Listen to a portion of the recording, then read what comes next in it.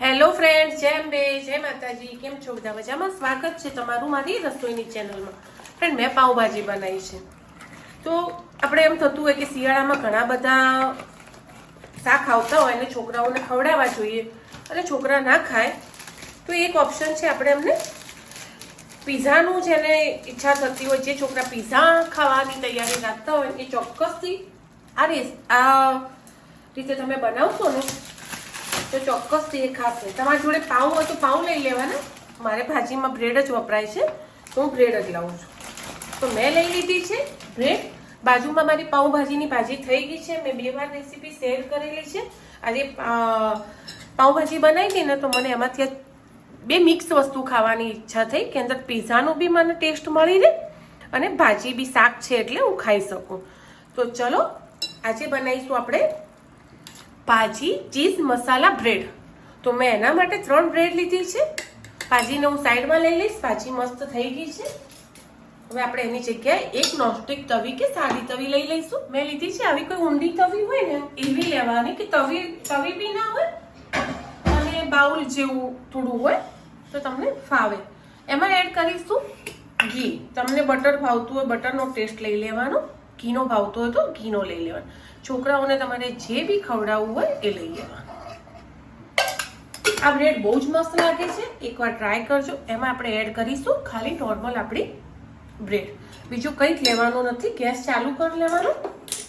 ચલો ગેસ 2 બાજુ જો બ્રેડ શેકવી હોય ને તો ફૂલ ગેસ કરીને પહેલાં ટોસ્ટ કરી લેવાની બ્રેડનું, તો તમને વધારે મજા આવશે. તો હું 2 બાજુ પહેલાં બ્રેડ શેકી લઈશ છે. એકદમ કડક થઈ જાય ને ત્યાં સુધી પછી આપણે ભાજી, કોર્ન, ડુંગળી તમને જે બી ગમે એ લઈ લેવાનું. નહીં તો એકલી ભાજી જોડે બી તમે કરશો ને ચીઝના કોમ્બિનેશનમાં બહુ જ મસ્ત લાગશે. તો પહેલાં આપણે બ્રેડ શેકી લઈએ. ચલો ફ્રેન્ડ, માપની કડક મસ્ત થઈ ગઈ છે. હવે જે રીતે ભાજી તમારે લેવી હોય, તમને બી સાદી પાઉંભાજી ના ભાવતી હોય ખાલી તો તમે બી આ રીતે બનાવી શકો છો. સ્પાઇસી તમે જે રીતે ખાતા હોય એ રીતે લઈ લેવાનું. એના ઉપર મસ્ત ભાજી લગાવી દીધી છે.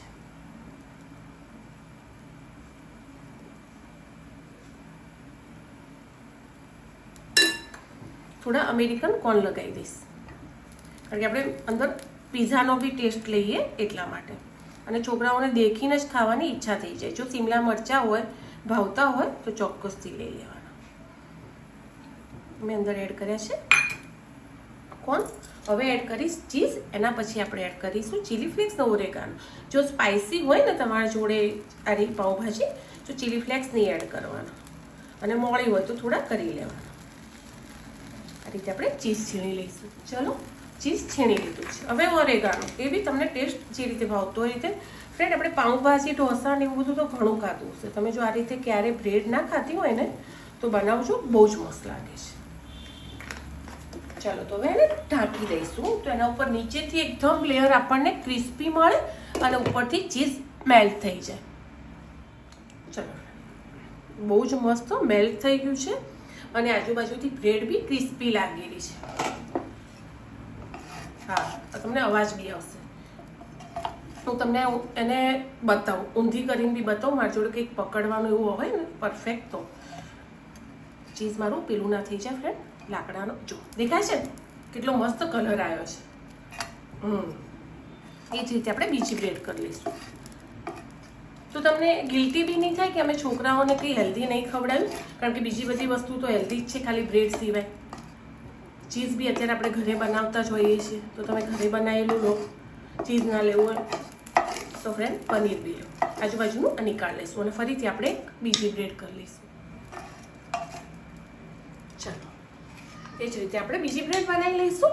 તો તમે ચોક્કસથી આ રીતે ટ્રાય કરજો, તમને બહુ જ મજા આવશે. ફ્રેન્ડ, મળીએ આગળના નવા બ્લોગમાં. સિમ્પલ જ છે પણ ખાવાની તમને અલગ એક ટેસ્ટ આવશે. એમાં પીઝાનો તો મળશે સાથે સાથે પાઉંભાજીનો ટેસ્ટ બી તમે ખાતા થઈ જશો, જે છોકરા નહીં ખાતા હોય 2 કોમ્બિનેશન વાળું. By friend.